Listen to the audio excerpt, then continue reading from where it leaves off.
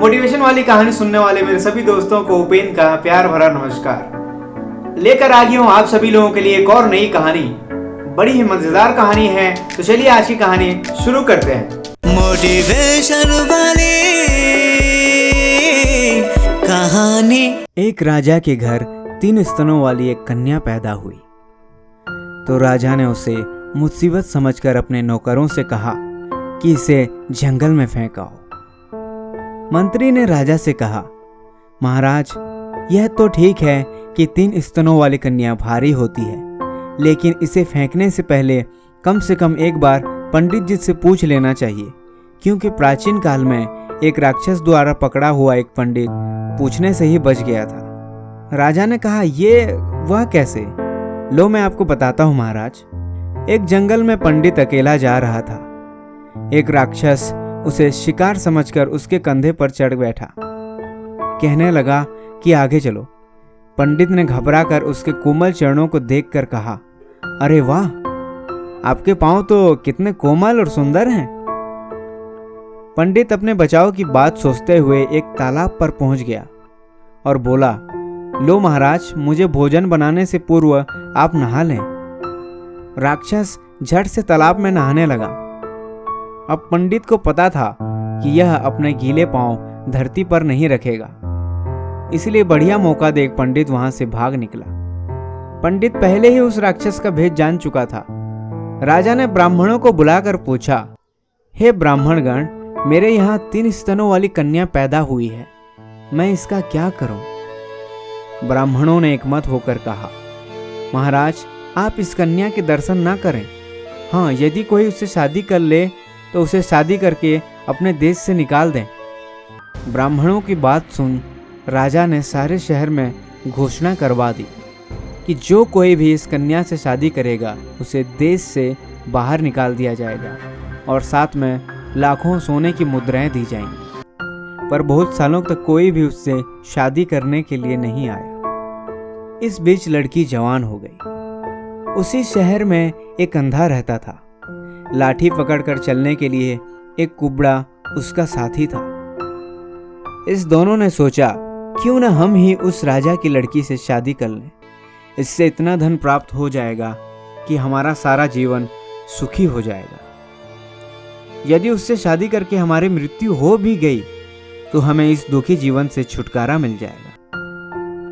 यह सोच वह अंधा अपनी साथी को लेकर राजा के पास पहुंचा और उसने लड़की से शादी करने को कहा। इस प्रकार यह अंधा, उसका साथी कुबड़ा, उस कन्या को लेके किसी दूसरे देश में चले गए। वहां जाकर उन्होंने एक बढ़िया मकान खरीदा। अंधा और उसकी स्त्री दोनों घर में पड़े रहते थे और कुबड़ा बेचारा सारा दिन काम करते रहता था। कुछ ही समय के पश्चात उस राजकन्या का कुबड़े से मिलाप हो गया। तभी कहा गया है ना, यदि आग ठंडी हो जाए, चांद जलने लगे या सागर का जल मीठा हो जाए, तभी स्त्रियां सती रह सकती हैं। एक दिन कुबड़े से राजकन्या ने कहा कि क्यों न इस अंधे को जहर देकर मार डालें, जिससे हम दोनों मजे करेंगे।